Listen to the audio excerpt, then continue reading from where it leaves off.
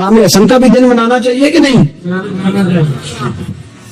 ان کے یوم مثال پہ بھی کچھ جلسہ کر لیا کرو، بڑے ہیں امام حسین سے، جب سارا زمانہ چلتا ہے ادھر چل پڑتے ہو۔ حدیث میں جہاں جہاں نام آیا نا، پہلا امام حسن کا ہے، دوسرا امام حسین کا ہے، اور امام حسین کے اپنے جملے ہیں، فرماتے ہیں میرا بھائی نہیں، میرا امام بھی ہے، میرا امام بھی ہے۔ اور آپ فرمایا کرتے تھے میں نے بڑی چیزیں حسن سے سیکھی ہیں، جو میں نے سیکھا ایک بتاؤں اس میں سے؟ کچھ لوگ تھکے ہیں آپ میں سے، حالانکہ میں تو زیادہ سفر کر کے رہا ہوں، عرض کروں تو انہوں نے سیکھا ہے۔ سنو، امام حسین خود بتاتے ہیں، فرماتے ہیں کہ اب میرے بھائی نے امام حسن اپنی ایک بیوی کو طلاق دینا چاہتے تھے، اختلاف شدید ہو گیا، بات طلاق تک آ گئی، مجھے پتا چلا تمہیں پہنچا، میں نے کہا بھائی جان کیا اختلاف ہے بھابھی سے؟ طلاق دینے لگا، فرمایا ہاں طلاق دے دوں، چلی گئی نہیں، فرمایا بتائیں غلطی کیا، کیوں دے رہے ہیں؟ تو امام حسن فرمانے لگے حسین آپ نے قرآن نہیں پڑھا؟ میں نے کہا جی پڑھا ہے، بتائیں۔ کہنے لگے اللہ فرماتا ہے ہن لباس لکم وانتم لباس لہن، مرد عورتوں کا لباس ہے، عورتیں مردوں کا لباس ہے۔ فرمایا میری بیوی میں کوئی کمزوری ہوگی تو میں پردہ ڈالوں گا کہ دنیا کو بتاؤں گا؟ امام حسین کہتے ہیں میں نے اٹھ کے بھائی کا ہاتھ چوما، میں نے کہا آیت میں نے پہلے بھی پڑھی تھی، تفسیر آج سمجھ میں آئی ہے، تفسیر آج سمجھ میں آئی ہے، میرے بڑے بھائی نے سمجھائی ہے، سمجھ میں آئی۔ کہتے ہیں کچھ دنوں کے بعد امام حسن نے بیوی کو طلاق دے دی، میں پھر آیا اور میں نے کہا میرے شانوں والے بھائی آپ بھی بتا دیں کیا مسئلہ تھا؟ تو کہتے میرا ماتھا چوما میرے بڑے بھائی نے اور کہنے لگے حسین چھوڑ، وہ غیر محرم بیوی ہے، میں کسی غیر کی باتیں تیرے ساتھ کیا کروں؟ طلاق دے دی، غیر محرم ہو گئی، اب اس کا ذکر کیا چھیڑنا؟ کہتے میں سمجھ گیا کہ میرا بھائی قرآن کی اس روح کو جانتا ہے جو حسین تک بھی پہنچ رہی ہے۔ وہ امام حسن رضی اللہ تعالیٰ عنہ، آپ کو پتہ ہے یہ کائنات کا وہ عظیم شخص ہے، حسن ابن علی، وہ عظیم ہستی ہے جس نے تاج چھوڑ دیا، تخت چھوڑ دیا، پر نبی پاک کی امت کو جوڑ دیا۔ نبی کریم نے ان کو اپنے ساتھ بٹھا کے کہا تھا، صحیح بخاری میں موجود ہے، کہا کہ میرا بیٹا حسن سید ہے، وہ مسلمانوں کی دو جماعتیں لڑیں گی تو یہ صلح کرائے گا۔ حضرت امام حسن نے تخت چھوڑا، تاج چھوڑا، لیکن مسلمانوں کو آپس میں اتنی بڑی قربانی، اتنی بڑی قربانی۔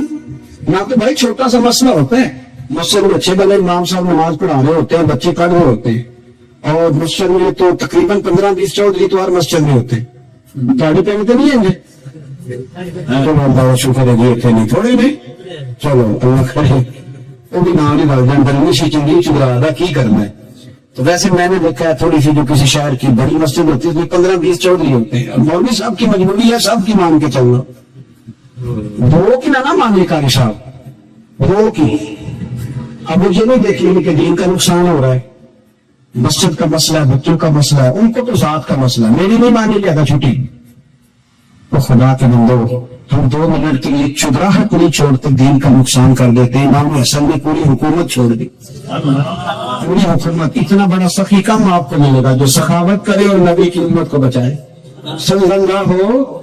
یہ بات بیان نہیں ہوتی، اکثر نہیں ہوتی، شاید پورے کربلا میں آپ نے نہ سنی ہو۔ ماشاء اللہ اس کو سمجھے امام حسن۔ اور پھر مزے کی بات، امام حسن بھی شہید ہوئے، نے زہر دیا گیا، اور جب وہ شدید بیمار ہو گئے نا، زہر اثر کر گیا، تو امام حسین آئے، بڑے پریشان ہوئے، وہ بڑے کہنے لگے بھائی مجھے بتاؤ کس نے زہر دیا؟ تو امام حسین کہنے لگے حسین مجھے شک ہے ایک شخص پر، لیکن شک ہے بھائی، اگر صرف شک ہے تو میں کسی بے گناہ کو بدنام کیسے کر دوں، تمہیں کیسے نام بتا دوں؟ یہ نامعلوم پرچے کراتے نہیں ہم روز نامعلوم پرچے، جس پہ دشمنی ہے اس کا نام لکھا دو، ختم ہو گئی بات۔ امام حسن کی تربیت ہے، فرمانے لگے جس پر مجھے شک ہے اس کا نام بتا دوں، تو اگر وہ نہیں تو بے گناہ کا ذکر کیسے کر دوں؟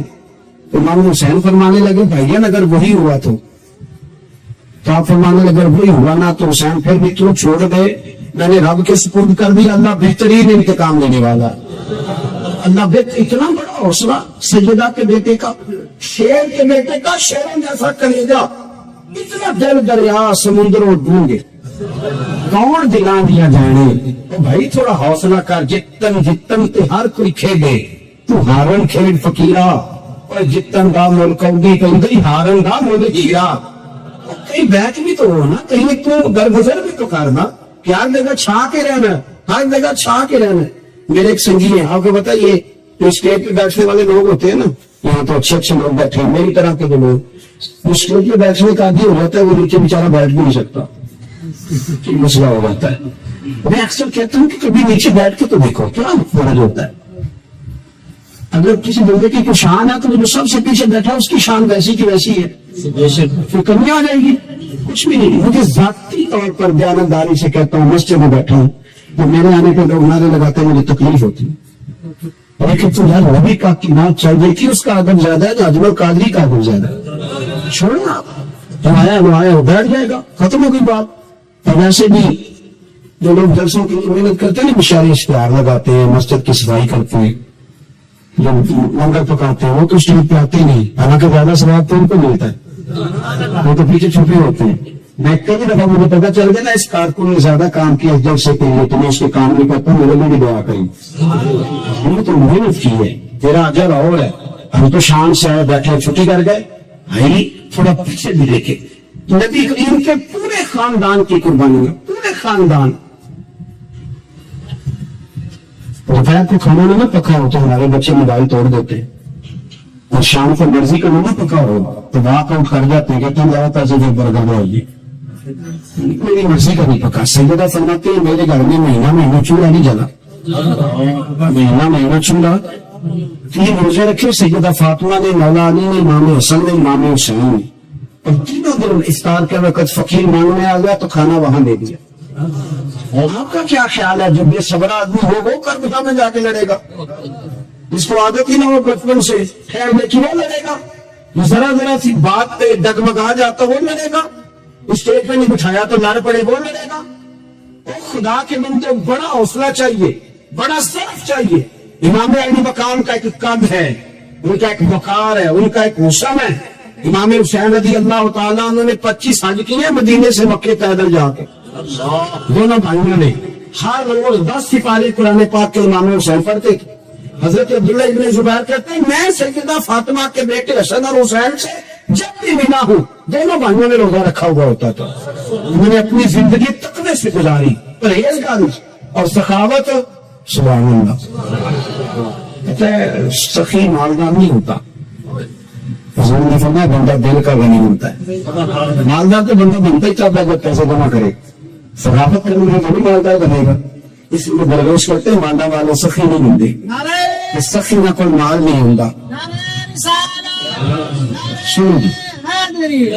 سنیں بہت بڑی سخاوت کی اپنی زندگی میں, ساری زندگی سخاوت میں گزار دی, ساری زندگی. امام حسن نے بھی, امام حسین نے جو آیا دے دیا, جو آیا دے دیا. ہزاروں دینار آتے. ایک دن ایک فقیر مانگنے آ گیا تو امام حسن سے دونوں تھے, کہنے لگا میں نے سنا بڑے لاجپال ہو, غریب ہوں, مہربانی ہو گئی. پھر میں بیٹھ جاؤ رزق آنے والا ہے. تھوڑی دیر گزری تو 3000 دینار آئے. ایسے میرے کو 3 لاکھ روپیہ تو سیٹیں کتنے کو بچوں گی. میں تمہیں بھی پوچھنا تو میں تو پوچھی ہی نہیں, مشورہ پہ لینا. 3 لاکھ جو میرے کو لوگ تمہیں سیٹیں کتنے دینے چاہیے. تھی ظاہر ہو کے دونوں کا بھی اللہ مشورہ دینا ہے نا, یہ کرنا جو بھی کسنا دینا. کتنا 1000 میں کبھی کبھی پیار سے بات سناتا ہوں. ایک سنگی میرے پاس آیا, کہنے لگا سب دعا کرو اللہ میں پیسے دینا ادھر آج دیا گا. میں نے کہا اللہ 10 کروڑ دے, 9.5 کروڑ تیرے راہ دے چھڑے گا. وہ بھی ہسی ہے جو بھی تھی ہسے ہو نا. آمین نہیں دعا کی, میں چپ کر گیا, میں پورا لگ گیا. اور میں کہ کما لیا آمین پہ آپ 50 لاکھ پھر بھی پہ بچتا سی. لیکن ایسی دعا میں اتنی 9.5 کروڑ دے کے تیار ناراض نہ ہونا, دونوں بھی تیار نہیں, مزاج نہیں, طبیعت نہیں. سیدہ فاطمہ الزہرا کے پاس 40 اونٹ کھڑے تھے. ایک بی بی آئی تو کہنے لگی ہمارے یہ اونٹ کھڑے ہیں میرے ہیں, اب بتائیں میں اللہ کے راستے میں دوں تو کتنے دوں. سیدہ فاطمہ کہنے لگی ایک بکری دے دے. تو کہنے لگی حضور اگر آپ کے پاس 40 ہوتے تو آپ کتنے دیتی. سیدہ فرمانے لگی میں سارے کے سارے دے دیتی. لیکن کوئی مسئلہ اور ہے, میرے لیے فتویٰ اور سارے دے دے. 3000 دینار آئے امام حسن اور حسین کے پاس. فقیر بیٹھا ہے, فقیر کہتا ہے میرے دل میں خیال تھا کہ 5-10 دے دے تو میری موت بن جائے گی, پر مجھے نہیں پتا تھا کہ اتنے سخی گرانے کے پاس آیا ہوں. 5-10 دے دے تو موت بن گئی. کہتے امام حسن نے 3000 دینار میری ہتھیلی پہ رکھے, اور میرا ماتھا چوم کے کہنے لگے یار میرا تو خیال تھا کہ تیرے انتظار پر تجھے کچھ ملے گا، پر یہ رکھ لے، مجھے پتا ہوتا ہے کہ تجھے اتنا ملنا ہے تو میں تجھے انتظار نہ کراتا۔ جنگی خود بھیک میں خود بھی کہے منگتے کا بھلا ہو، اپنی زندگی نفاست سے گزاری اہل بیت۔ وہ ایک نوجوان سے کسی نے کہا تھا کہ تمہارا کمال کیا ہے، تم جب بھی دعا مانگتے ہو تمہاری قبول ہو جاتی ہے؟ تو اس نے کہا تھا کہ میں نے ایک دفعہ حضرت بایزید بستامی کی زیارت کی، ایک دفعہ مجھے وہ صحبت میسر آئی ہے جس کی برکت سے میں اللہ کے حضور جب حاضر ہوتا ہوں تو میری کیفیات ایسی ہوتی ہے کہ میرے جملے اس کی بارگاہ میں قبولیت پا جاتے ہیں۔ میں بھی ان خوش نصیبوں میں سے ہوں جنہوں نے حضرت مفتی اعظم پاکستان مفتی عبدالقیوم صاحب ہزاروی کی زیارت کی، ان کی نماز جنازہ میں شرکت کی سعادت پائی ہے۔ بھائیو، کوئی طویل بات نہیں کرنی، حضرت قبلہ حافظ عبدالستار سعیدی صاحب، حضرت مفتی اعظم پاکستان اور دیگر بھی یہاں بڑے مجے ہوئے شیوخ تشریف فرما ہے۔ میں آپ کی خدمت میں ایک بات عرض کروں گا، مجھے مدرسے میں پڑھنے کا بھی موقع ملا اور 4 سال کالج میں بھی مجھے پڑھنے کا موقع ملا، تو میرے کالج کے اساتذہ نے مجھے ایک دفعہ بلایا، کہا یہاں بھی کچھ تقریر سنا جاؤ۔ تو میں گفتگو کر رہا تھا تو بیچ میں ہی ہمارے ٹیچر تھے، انہوں نے کہا کہ آپ نے فرق کیا پایا ہے کالج اور مدرسے میں؟ میں نے ان سے کہا کہ ہم تو فرق نہیں کرتے، یہ تو بعض دنیا دار ہیں جو فرق کرتے ہیں، ہم تو سمجھتے ہیں یہ بھی ہمارے بچے ہیں وہ بھی ہمارے بچے ہیں، لیکن اگر آپ ماحول کے فرق کی بات کریں نا، ہم گورنمنٹ اسلامیہ کالج میں پڑھا کرتے تھے تو ہماری لینگویج یہ ہوتی تھی، گفتگو یہ ہوتی تھی، ایک دوسرے سے پوچھتے تھے وہ انگریزی والا آیا ہے، اسلامی والا آیا ہے، یہ انداز تکلم تھا معاذ اللہ اساتذہ کے بارے میں۔ لیکن میں نے کہا کہ مدرسے کے طالب علم کی طبیعت میں آج بھی یہ حسن پایا جاتا ہے کہ جیسے ہی استاد اپنی موٹر سائیکل کو کھڑا کرتا ہے تو دوڑ کے سامان تھاما جاتا ہے، گاڑی کو کھڑا کیا جاتا ہے، جوتوں کو اٹھایا جاتا ہے۔ مجھے تو یوں لگتا ہے کہ مسلک تک پہنچنے سے پہلے سبق لینے سے پہلے روحانیت روح میں اتر جاتی ہے، طبیعت کچھ اور طرح کی ہو جاتی ہے، کیفیات کچھ اور طرح کی ہو جاتی ہے، لب و لہجہ کچھ اور طرح کا ہو جاتا ہے۔ تو یہ ایک خاص فرق ہے کہ جو روحانی کیفیات مدارس کے اندر پائی جاتی ہے۔ پھر میں آپ کی خدمت میں یہ بھی عرض کروں کہ عرب شریف کے اندر بڑے مسائل تھے، حضور علیہ الصلوۃ والسلام کی تشریف آوری سے قبل ایکو والے بھائی اگر اسکرین کو تھوڑی کم کر دینا ساؤنڈ تو اچھا رہے۔ بڑے مسائل تھے عرب شریف کے اندر، سب سے بڑا مسئلہ کفر و شرک کا تھا، عورتوں پر ظلم تھا، غلاموں کے ساتھ لوگوں کا جو ناروا سلوک تھا اس سے بھی سب آشنا ہے، اور پس رہی سی انسانیت۔ لیکن آپ دیکھیے غار ثور کے اندر، غار حرا کے اندر جو پہلی وحی نازل ہوتی ہے اور صدیوں کے بعد آسمان کا زمین سے جو پہلا رابطہ ہوتا ہے، اس میں نہ تو بظاہر توحید کی بات ہے، نہ عورتوں کے حقوق کی بات ہے، نہ بظاہر غلاموں کے حقوق کی بات ہے۔ جو پہلی وحی نازل ہوتی ہے اس میں کہا جاتا ہے اقرأ بسم ربک الذی خلق، پڑھیے اپنے رب کا نام لے کر جس نے پیدا کیا۔ جو پہلی بات، مسائل ڈھیر سارے اور حقیقتیں آشکار کر دے، صداقتیں بے حجاب کر دے، ہر ایک ذرہ یہ کہہ رہا ہے ہاں اور مجھے آفتاب کر دے، ہر عنوان پر ضرورت ہے تعلیمات۔ عقیدے کا مسئلہ بہت بڑا مسئلہ ہے، لیکن جو پہلی وحی نازل ہوتی ہے وہ تو علم کی بات کرتی ہے، وہ تو بظاہر نہ توحید کی بات کر رہی ہے، نہ حقوق العباد کی بات کر رہی ہے، نہ معاشرتی زندگی میں غسل لانے کی بات کر رہی ہے، وہ علم کی بات کر رہی ہے، وہ تعلیم کی بات۔ بعض اوقات اندھیرے بہت زیادہ ہوتے ہیں لیکن ان کا علاج ایک ہی ہوتا ہے۔ کسی کمرے کے اندر اگر لائٹ بند ہو تو بچھو بھی آ گیا، سانپ بھی آ گیا، اور بھی موذی جانور آ گئے تو اگر اندھیرے میں ان سب کو پکڑ کے مارنا چاہیں گے تو مشکل ہو جائے گا، ہو سکتا ہے وہ نقصان دے۔ اس کا بہترین حل یہ ہے کہ وہاں روشنی کر دی جائے۔ اگر کمرے میں روشنی کر دی جائے نا تو بہت سارے تو موذی جانور ویسے ہی بھاگ جاتے ہیں، انہیں مارنا ہی نہیں پڑتا۔ یاد رکھنا آج بھی جتنے بھی اندھیرے ہیں وہ فاسد نظریات کا اندھیرا ہو، وہ بعض جاہل پیروں کی جہالت کا اندھیرا ہو، وہ بعض جگہ بعض دنیا داروں کے مذہب پر لبرلز کے حملوں کا اندھیرا ہو، ان سب کا ایک ہی حل ہے کہ قرآن و سنت کے علم کا اجالا کر دیں۔ آپ یہ جیسے جیسے اجالا کرتے جائیں گے، جیسے جیسے آگے بڑھتے جائیں گے، آپ دیکھیں کہ یہ اندھیرے چھٹتے جا رہے ہیں، یہ ختم ہوتے جا رہے ہیں، ان سے لوگ نکلتے جا رہے ہیں۔ علم آدمی کو مضبوط کرتا ہے۔ اور آپ اور میں جس سوسائٹی میں رہ رہے ہیں، میرا خطاب ایسے بھی طلباء سے ہے، خود ایک طالب علم ہوں، اساتذہ تو پہلے سے چیزوں کو جانتے ہیں۔ آپ کی خدمت میں عرض کروں، ٹینشن، ڈپریشن، انزائٹی، یہ بیماریاں تیزی سے بڑھ رہی ہیں۔ ماحول کے اندر لوگ شدید ذہنی دباؤ کا شکار ہیں۔ چھوٹی چھوٹی باتیں جب مخالفت بن جاتی ہے، مخاصمت بن جاتی ہے، جب چھوٹی چھوٹی باتوں میں لوگ ایک دوسرے کو ذہنی تکلیف دیتے، ہمارے بزرگ کہا کرتے تھے پہلے لوگ دو بدو لڑائی کرتے تھے، پر جب صلح کرتے تھے تو پھر بھی دل سے کرتے تھے۔ اب لڑائی نہیں کرتے، اب سازش کرتے۔ اب لوگوں کو جسمانی تکلیف نہیں دیتے، ذہنی کوفت پہنچاتے، اتنا مارتے ہیں کہ لوگ جی کے لوگوں کو مرنا پڑتا۔ یہ تکلیف اتنی تیزی سے بڑھ رہی ہے ماحول کے اندر۔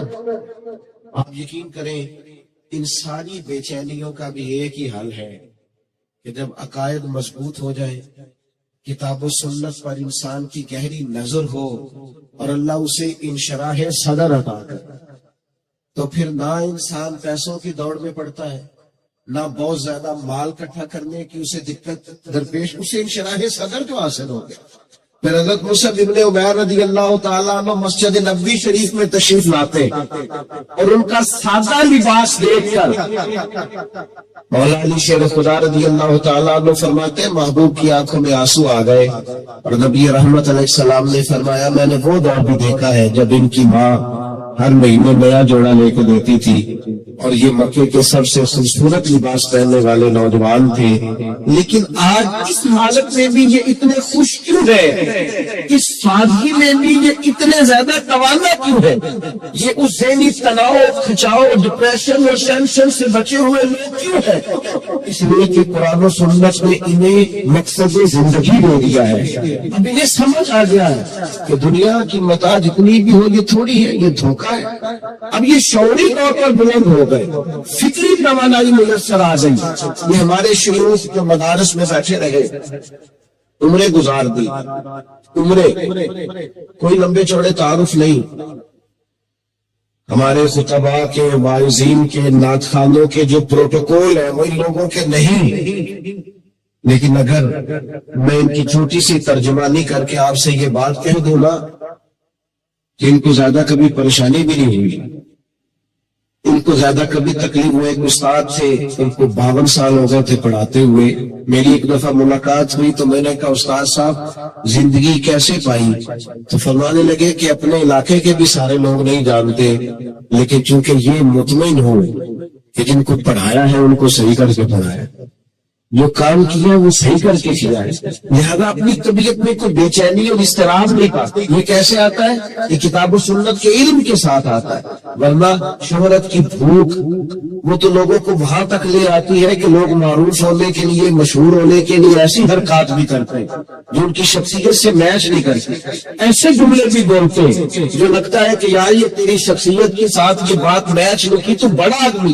تو یاد رکھیے گا دینی علم انسان کو انشراح صدر عطا کرتا ہے، اس کے سینے کو ٹھنڈا کرتا ہے۔ اور جس دارالعلوم میں آج ہم حاضر ہیں، حضور مفتی اعظم پاکستان رحمت اللہ تعالی علیہ کی شخصیت اور ان کے افکار اور ان کے نظریات کی روشنی میں اس ادارے کو چلایا جا رہا ہے، تو وہ پکے نظریات کے لوگ تھے، کچھ لوگ بیچارے ایسے ہیں جنہیں ساری زندگی طے ہی نہیں ہو سکا کہ ہمارا نظریہ کیا ہے.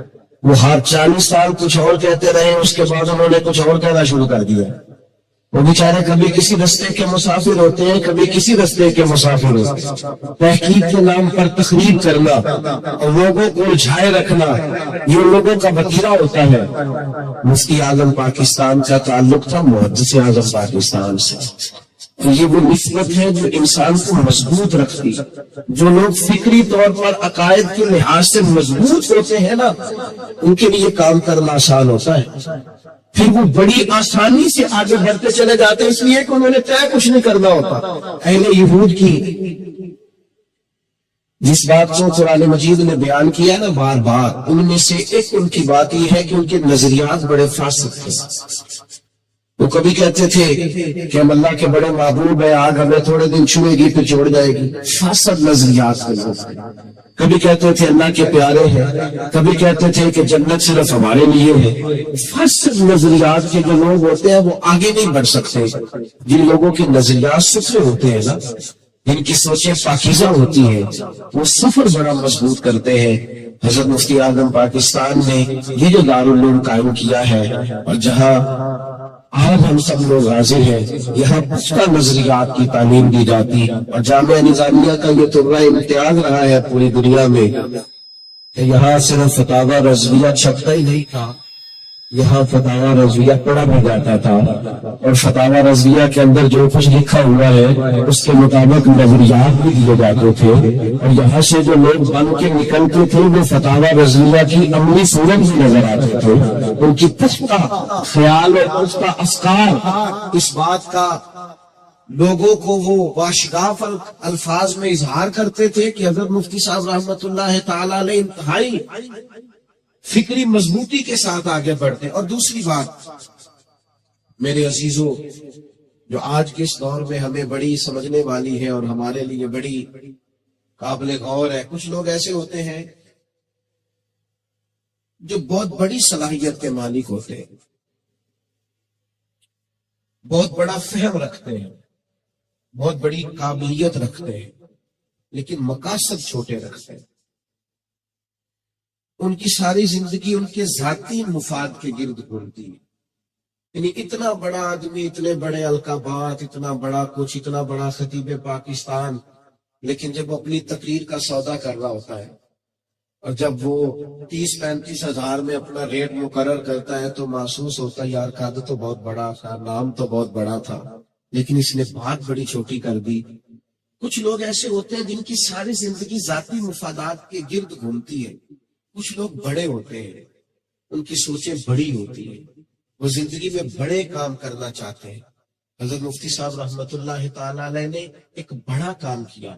مفتی صاحب باصلاحیت تھے, انہوں نے اپنی صلاحیت کو صرف اپنے ذاتی مفادات کے لیے محدود نہیں کیا, بلکہ اپنی صلاحیت سے کام لیا. میں نے تھوڑے دن پہلے بھی کہا تھا, پھر کہتا ہوں کہ ہم جب طالب علم تھے تو لوگ کہتے تھے کہ جامعہ نظامیہ کی ٹیم بڑی مضبوط ہے, شیوخ تو سارے وہاں جمع ہیں. لیکن جب شعور کی آنکھیں کھلی تو سمجھ آئی کہ ٹیم بن نہیں جایا کرتی. جب ہم نے ادارے بنائے اور ہم اداروں میں بیٹھے تو سمجھ آئی ٹیم بن نہیں جایا کرتی, ٹیم بھی بنانا پڑتی ہے. بڑے حوصلے ہوں تو پھر بڑے لوگوں کو ساتھ رکھا جاتا ہے. بڑے لوگ, کچھ لوگ اپنے مفادات سے اوپر بڑھ کر سوچنے کی صلاحیت رکھتے ہیں, انہیں قربانی دینی پڑتی ہے, ان کی سوچیں بڑی ہوتی ہیں. وہ ایک درویش نے لکھا ہے کہ کسی علاقے کے اندر ایک بیماری روز ہی پھیل جایا کرتی تھی اور بڑی سخت اس بیماری کا لوگ شکار ہوتے اور بہت سارے لوگ مرنے بھی لگتے. تو ایک قابل طبیب سے لوگوں نے پوچھا کہ جناب اس کا علاج کیسے ہوگا؟ تو اس نے کہا یہ جو پہاڑ ہے نا اوپر نیچے چار, ان کے اوپر ایک جڑی بوٹی ہے, وہ اگر حاصل کر لی جائے تو علاج ہو جائے گا. لیکن وہ ڈھلان اتنی سخت تھی کہ کون پہاڑ پہ چڑھے, کون جڑی بوٹی لے کے آئے. اب وہ نام سن کے لوگ چپ کر جاتے. ایک درویش نے ارادہ کیا کہ میں کاٹوں گا نا, میں رستہ بناؤں گا نا. اس نے جب اوزار اٹھائے اور پہاڑ توڑنے لگا تو جو بھی قریب سے گزرتا وہ کہتا بڑا مشکل ہے, تم سے نہیں ہوگا.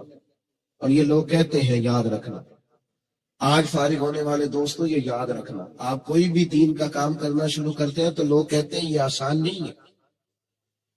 मदरसा खोल रहे हैं, दीन का काम कर रहे हैं, और आपके कानों में मशवरा मिल जाए, उस्ताद ही नहीं मिलते, काबिल मुदर्रिसीन ही नहीं मिलते, आप कैसे काम करेंगे? वो जिनको थपके देनी चाहिए थी वो भी बालों का किस तरह के मशवरे दे रहे होते। उससे भी सब ने कहा तू कैसे ऊपर जाएगा, कैसे वो तू पहाड़ की चोटियां सर करेगा, कैसे रास्ता बनाएगा? उसने कहा यार मुझे शुरू तो करने दो, मुझे बढ़ने तो दो, अपने हिस्से का काम तो करने दो। उस शख्स ने सालों लगाए और 2 पहाड़ काट के उसने उसमें सीढ़ियां बना दी। भी 2 पहाड़ ऊपर बाकी थे, मौत का वक्त आ गया, जाना पड़ा। और जब उसी पहाड़ पे वो लेटा आखिरी सांसें ले रहा था तो किसी ने करीब जाके उससे कहा नतीजा क्या निकला? वहां तक तू पहुंच नहीं सका, तेरी वक्त आ गया तेरा। तो उसने कहा तुम क्या समझते हो मैं नाकाम जा रहा हूं? मैंने कामयाब तरीन जिंदगी गुजारी, मैंने भरपूर वक्त गुजारा है, मैदान में रहा हूं, मैं कामयाब जा रहा हूं, इसलिए कि मैंने पीछे आने वालों के लिए आधा रास्ता आसान कर दिया है। अब जो मेरे बाद काम शुरू करेगा ना उसे सिफर से नहीं करना पड़ेगा, 2 पहाड़ों में मैंने रास्ता बना दिया है। अब जो मेरे बाद आएगा वो तीसरे पहाड़ से शुरू करेगा। इमाम बुखारी को हदीस थे, वो अहादीस जमा करके दे गए फुकहा को, एक एक रवायत के लिए उन्होंने हफ्तों और महीनों का सफर किया, वो तय करके दे गए। लेकिन मेरे भाइयों अब फुकहा के लिए आसानी तो हो गई, वो निकालते रहे मसाइल, अक्स करते रहे, इस्तदलाल करते रहे, लेकिन कोई काम तो किया ना, कहीं से शुरू तो किया ना।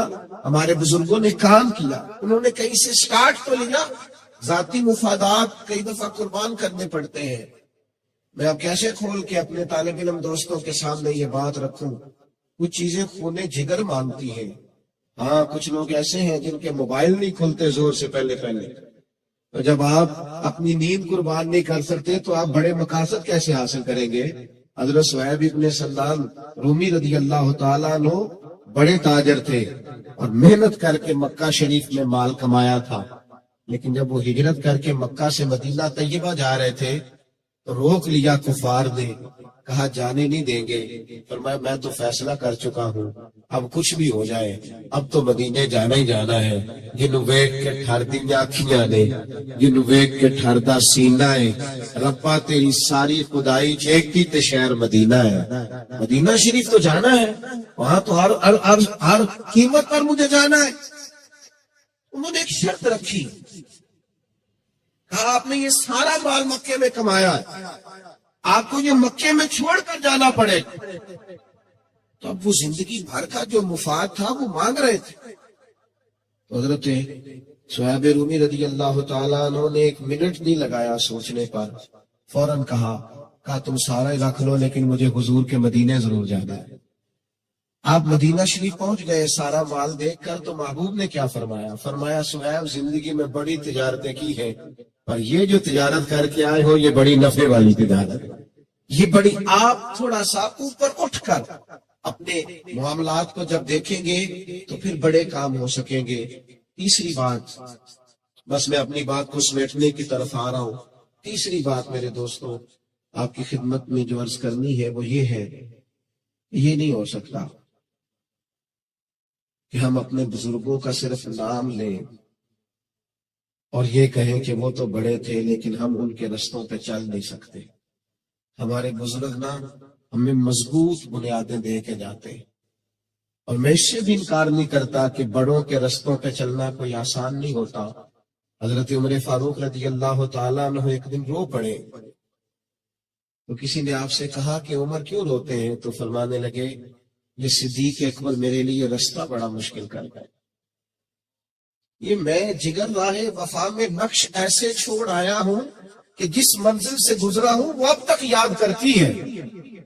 ऐसा ये वो बात वो कहते हैं फला बड़े बाप का बेटा देखे नहीं वो सजादा नशीन कैसा है, और तो मैं कहता हूँ इतने बड़े बाप की सजादा नशीनी आप क्या समझते हैं आसान काम है? इतने बड़े बाप की जानशीनी कोई आसान काम है? ये भी तो आप तस्वीर का दूसरा रुख भी तो देखें, कुछ लोग होते ही बहुत बड़े, उनकी जगह बैठना आसान है नहीं होता। लेकिन एक बात याद रखिए, ہمارے بزرگ ہمیں مضبوط بنیادیں دے کے جاتے ہیں. یہ جو خلافت کی ہے نا جناب فاروق اعظم نے، اور بڑی مضبوط کی ہے. اور حضرت عمر فاروق رضی اللہ تعالیٰ عنہ کی خلافت اتنی طاقتور تھی کہ پوری دنیا میں تیزی کے ساتھ فتوحات ہوئی. تو یاد رکھیے گا، سیرت نگار لکھتے ہیں کہ اس خلافت کی مضبوطی کی اور جگہ جگہ پھیل جانے کی اصل وجہ بھی یہ تھی کہ ان کو ایک مضبوط بنیادیں بنا کر جناب ابوبکر صدیق نے عطا کی. وہ جو فتنے اٹھنے والے تھے ان کے تو سب کے سر کچل دیے تھے جناب صدیق اکبر نے. سب کے ساتھ فتنہ جب اٹھا ہے، ختم نبوت کا مسئلہ بنا ہے تو جناب صدیق اکبر نے کچل دیا. انکار زکات کا فتنہ اٹھا تو کچل دیا. وہ سارے جو مشکل ترین اور کٹھن ترین معاملات تھے وہ تو حل کر کے گئے جناب صدیق اکبر. اب تو بس آگے بڑھنا تھا، جناب عمر بڑھتے رہے. یہ ہمارے مشائخ، یہ ہمارے بزرگ، حضرت محدث اعظم پاکستان، حضرت غزالی زماں، حضرت سید صاحب رحمۃ اللہ علیہ، یہ مضبوط بنیادیں دے کے گئے ہیں، یہ مضبوط شاہکار دے کے گئے ہیں، یہ ہمیں مضبوط لوگ دے کے گئے ہیں. حضرت مفتی اعظم پاکستان رحمۃ اللہ تعالی علیہ جب دنیا سے تشریف لے گئے تو مضبوط ٹیم چھوڑ کے گئے ہیں. وہ کام کر کے گئے اپنے حصے کا. اب اگر ہم اس کام کو آگے بھی نہ بڑھا سکیں، اور اس سے مراد صرف ایسا نہیں ہے کہ یہ کام ان کی اولاد کو کرنا ہے. ان کا شاگرد اگر ناروے میں بیٹھا ہے، اگر یو کے میں بیٹھا ہے، اگر پاکستان کے کسی صوبے کے کسی شہر میں بیٹھا ہے تو وہ حضرت کی روحانی اولاد ہے. اسے ان کے مشن کے لیے آگے بڑھنا ہے، اسے کام کرنا ہے، ذمہ داری کا احساس کرنا ہے اور آگے بڑھنا ہے. اگرچہ ان بزرگوں کی جانشینی آسان نہیں ہوتی، لیکن یہ یاد رکھیں کہ یہ ہمیں سارے فتنے اور ساری ان کے سامنے جو مقابلے آتے ہیں وہ مقابلے کر کے یہ مضبوط بنیادیں ہمیں دے کے جاتے ہیں. جامعہ نظامیہ کا یہ مضبوط درخت جو ہر پھل پھول اور سایہ فراہم کر رہا ہے، کبھی پرانے لوگوں سے پوچھئے گا کہ حضرت مفتی صاحب رحمۃ اللہ تعالیٰ علیہ کو مقابلے کیسے کرنے پڑے. اور زندگی میں کبھی ایسے لمحات بھی آتے ہیں جب تنہا لڑنا پڑتا ہے، اور ایسا وقت بھی آتا ہے جب ساری رات انسان سو نہیں پاتا. یہ سارے دکھ وہ ساتھ لے کے چلتا ہے اور پھر جا کر کہیں ماحول میں خوشبو پیدا ہوتی ہے. ہمارے استاد تھے، بزرگ تھے، پیر سید مراتب علی شاہ صاحب رحمۃ اللہ علیہ. جس شام، جس صبح یہ خبر آئی کہ مفتی صاحب رحمۃ اللہ علیہ کا وصال ہو گیا، اس دن میں نے ان کی آنکھوں میں چھلکتے ہوئے آنسو دیکھے. تو ایک سید زادے اور ایک عالم کو اور حضرت محدث اعظم رحمۃ اللہ علیہ کے ایک ہونہار شاگرد کو، ایک مناظر کو جب میں نے بغیر کسی نسبی تعلق کے کسی کے لیے روتے ہوئے دیکھا تو میں نے شاہ جی سے عرض کیا، میں نے کہا کہ حضور کم ایسا دیکھنے کو ملتا ہے. تو فرمانے لگے، یار بڑے سارے بڑے بڑے ادارے جو تھے لاہور میں، جب ان کے بارے میں بعض لوگ پریشانی کا شکار ہوتے تھے نا تو پھر وہ مفتی صاحب کا نام لے کے دل ٹھنڈا کر لیتے تھے کہ اس شخص نے ایک ایسا چراغ روشن کر دیا ہے کہ اب کسی قسم کی پریشانی نہیں ہے، اب کسی قسم کی مایوسی نہیں ہے، اب بات آگے بڑھے گی. فرمانے لگے کوئی نسبی تعلق نہ بھی ہو لیکن یہ کام اتنا کر کے گئے ہیں کہ درد خود بخود آنسو بن کے ہماری آنکھوں سے چھلک پڑا ہے. میرے بھائیوں، یہ مت سوچئے گا کہ بحثیں بہت ہو رہی ہیں، یہ مت سوچئے گا کہ حالات بڑے کٹھن ہیں. آج آپ نے آغاز کرنا ہے تو یہ مت سوچئے گا کہ ٹانگیں کھینچنے والے زیادہ اور شاباشی دینے والے تھوڑے ہیں. ساری زندگی یہ شکوے نہ کرتے گزار دیجئے گا کہ مسجد والے اور کمیٹی والے احترام نہیں کرتے اور لوگ عزت نہیں دیتے. اپنے آپ کو یہ چھوٹا مت کیجئے گا. میں اور آپ تو وہ جماعت ہیں جو پہلے دن گھر سے نکلتے ہیں تو اللہ کے فرشتے قدموں کے نیچے پر بچھا دیتے ہیں. کچھ کام کرنا ہے، کچھ آگے بڑھنا ہے، کچھ جد و جہد کرنی ہے، کچھ سوچنا ہے. میرے پاس ایک بہت بڑا یتیم خانہ چلانے والے ایک دوست آئے، بس اپنی بات سمیٹنے لگا ہوں تو مجھے فرمانے لگے، میں اس نتیجے پہ پہنچا ہوں کہ غریب بچوں کے لیے بھی اگر کسی نے کوئی کام کرنا ہو تو اسے مدرسہ ہی بنانا چاہیے. اگر غریبوں کے بچوں کی بھی آبیاری کرنی ہو، اگرچہ مدارس میں امیروں غریبوں سب کے بچے ہوتے ہیں، لیکن مدرسہ بنانا چاہیے۔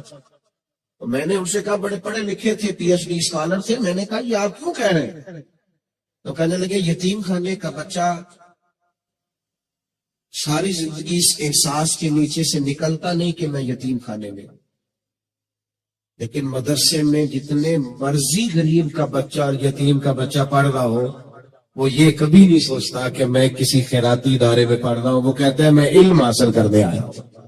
اس کی خودداری اور عزت نفس کو ٹھیس، یہ تو بہت بڑی این جی اوز ہیں جو علماء بغیر حکومتی امداد کے چلاتے ہیں، اور وہ لاکھوں کی تعداد جو اگر مدارس نہ ہوتے تو نہ جانے وہ بچے کہاں جاتے اور کہاں جا کے وہ اپنا سرمایہ حیات گزارتے۔ صرف 3 گزارشات آپ سے کر کے بات ختم کروں گا۔ نظریات کے بارے میں افراط و تفریط کا شکار ہمیں کبھی نہیں ہونا۔ آپ اس ادارے سے فارغ ہو کے جا رہے ہیں، وہاں مضبوط نظریات دیے جاتے ہیں، سکہ بند، کسی نئی تحقیق کی کوئی ضرورت، وہ بتا دیا ہمیں ہمارے بزرگوں نے، عقائد کے معاملے میں طے کر دیا حضرت مجدد صاحب نے، اعلیٰ حضرت نے، تمام مشائخ۔ اور دوسری گزارش یہ کروں گا، ہماری جو اسناد ہے نا وہ ہمارے اساتذہ سے سجتی ہے۔ جو لوگ کسی دور میں بھی اساتذہ سے بے نیاز ہو جاتے ہیں نا، یا میاں شگیر صاحب تشریف فرمائے ہیں، تو کسی دوست نے مجھے ان کی ایک فوٹو دکھائی، یہ حضرت حافظ عبدالستار سعیدی صاحب کے قدموں میں بیٹھے ہوئے تھے۔ کہنے لگے یہ پیر صاحب وہ جانتے نہیں تھے کہ لاف صاحب کو، عام آدمی تھے، کہنے لگے یہ میاں صاحب یہاں آتے ہیں، یہ کہاں بیٹھے ہیں؟ تو میں نے کہا یہ بڑے آستانے کے سجادہ نشین ہیں، لیکن جہاں بیٹھے ہیں نا یہ بھی بڑائی کا اظہار ہی کر رہے ہیں کہ میں کوئی بے سند آدمی نہیں ہوں، میرے پاس سند موجود ہے، اور جہاں میں بیٹھا ہوں وہاں تک میری سند چلتی ہے۔ اپنے اساتذہ سے کبھی بے نیاز نہ ہونا۔ اگر ہم اپنے اساتذہ سے بے نیاز ہو جائے تو پھر تو ہماری سند ہی گئی، پھر تو آپ کو پتا ہے راوی جو ہے وہ کمزور ہو گیا۔ یہ وابستہ رہنا۔ اور یہاں بہت سارے لوگ میں دیکھ رہا ہوں ایسے بھی آئے ہیں، پرانے فضلاء جو شاید دعوت نہ دی گئی ہو پھر بھی آئے ہیں، اور میں سمجھتا ہوں کوئی احسان کر کے نہیں آئے، آنا چاہیے تھا، ٹھیک کیا ہے آئے، آنا بنتا تھا۔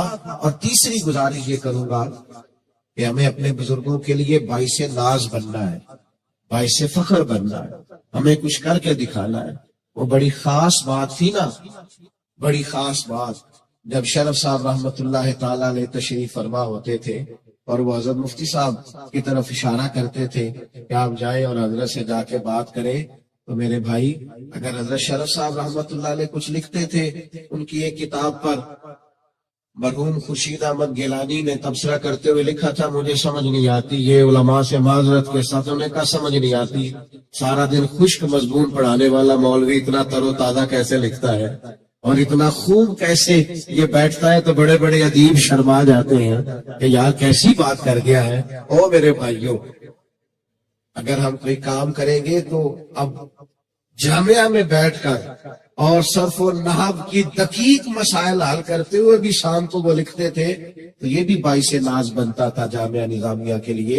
ہمیں کوئی تو ایسا کام کرنا ہے کہ ہمارے اساتذہ فخر سے ہمارا نام لے سکے، کچھ نہ کچھ ضرور تحریک اپنے اندر رکھنی ہے۔ یہ امامت، خطابت اور پھر بہت زیادہ اپنے مزاج میں یہ بنا لینا کہ میں امام صاحب ہوں۔ ہمارے استاد کہا کرتے تھے شکوہ کیوں کرتے ہو کہ کمیٹی والے مجھے کہتے ہیں مسجد کو سنبھالو، مسجد کو اللہ کا گھر سمجھ کے سنبھالو، تمہاری روحانیت مضبوط ہوگی۔ اب یہ شکوے کیوں کرتے ہیں؟ آپ اس کو روحانیت کیوں نہیں بنا لیتے؟ تو آپ اس کو حاجی ابو داؤد صادق صاحب رحمت اللہ علیہ آخری وقت تک مسجد کے تالے لگایا کرتے تھے، تالے کھولا کرتے تھے، صفیں بچھایا کرتے تھے، فرماتے تھے دل کو بڑا سکون ہوتا۔ تو مسجد کے ساتھ ہمیں وابستہ رہنا ہے۔ بس آخر میں یہی کہوں گا کہ ہم بڑے غریب گھروں کے لوگ ہیں، ہمارا کبھی تعارف نہ ہوتا، ہم کبھی پکارے نہ جاتے، خوبصورت دستاریں کبھی ہمارے سروں پہ نہ سجتی،